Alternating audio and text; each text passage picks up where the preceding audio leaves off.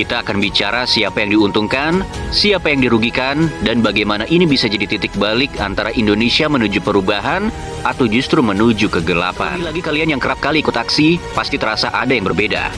Tak ada titik medis, tak ada logistik, dan paling aneh, tak ada koordinasi yang jelas. Dan bahkan jam 12 siang, water cannon sudah ditembakkan. Padahal biasanya aksi baru menghangat ketika sore hari. Aksi terasa dipaksakan, seperti ada yang sengaja menyulut kericuhan. Dan benar saja, masa datang dari arah yang tak jelas dari mana, sebagian bahkan wajahnya asing di lingkaran aksi. Tapi media sosial bercerita lain. Narasi sudah disiapkan, dari akun ternakan, akun kosongan, akun pro pemerintah. Seakan-akan semua peserta aksi itu anarkis, dibayar, bahkan dituduh tidak tulus membela rakyat. Kemudian kita sampai pada sebuah pertanyaan besar, siapakah dalangnya? Seakan tidak cukup, muncul lagi bensin ke api.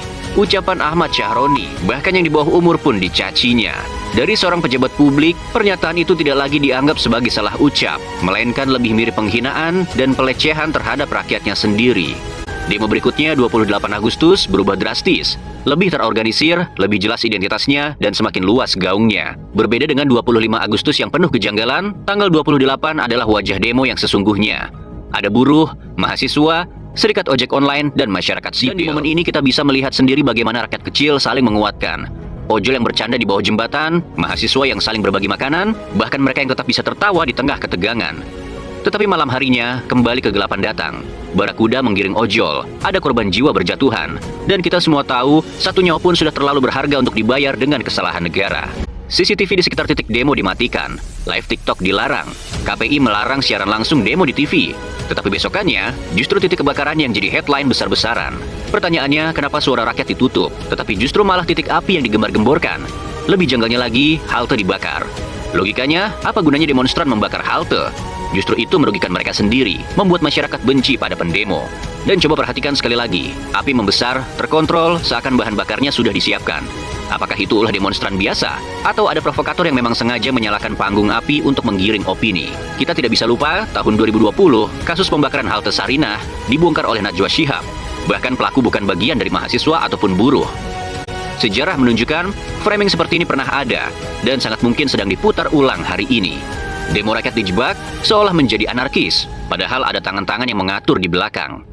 Raditya Dika, Ferry Irwandi, dan sejumlah pemikir yang tidak punya kepentingan di lingkar kekuasaan, mereka mengingatkan kita dengan lantang tentang arah yang sedang dibawa bangsa ini. Dan tahukah kalian, mereka menyingkap sesuatu yang jauh lebih menyeramkan daripada sekadar kenaikan tunjangan DPR, yaitu ancaman darurat militer. Ada satu goals yang ingin dituju oleh pihak tertentu. Tujuan tersebut tak lain tak bukan adalah menciptakan negara dalam kondisi darurat militer. Nah, rencana darurat militer ini butuh satu elemen paling penting, yaitu aksi massa yang masif. Bayangkan jika itu benar-benar terjadi. Pertama, siapapun bisa ditangkap tanpa proses hukum, tanpa kesempatan membela diri. Kedua, kebebasan berpendapat, kebebasan pers, dan hak untuk berkumpul akan dibatasi bahkan bisa lenyap. Seluruh media dikontrol ketat oleh negara. Ketiga, demokrasi yang kita banggakan berisiko hancur, digantikan rezim militer yang mengekang, persis seperti yang kini terjadi di Myanmar. Keempat, kekerasan aparat akan dilegalkan atas nama ketertiban, tanpa lagi bisa dipersoalkan. Kelima, roda ekonomi bisa lumpuh, investasi mati, dan masyarakat hidup dalam ketidakpastian.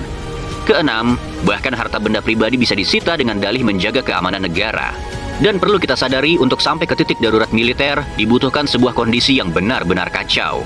Maka ketika kita melihat fasilitas umum dibakar, demonstrasi berubah menjadi anarkis, hingga penjarahan rumah milik Syahroni, Eko Patrio, dan bahkan Sri Mulyani yang seolah-olah dibiarkan begitu saja, semua itu bisa dijadikan legitimasi. Sebuah framing bahwa negeri ini sudah tidak aman, sehingga dalih ketertiban digunakan untuk membuka jalan menuju darurat militer.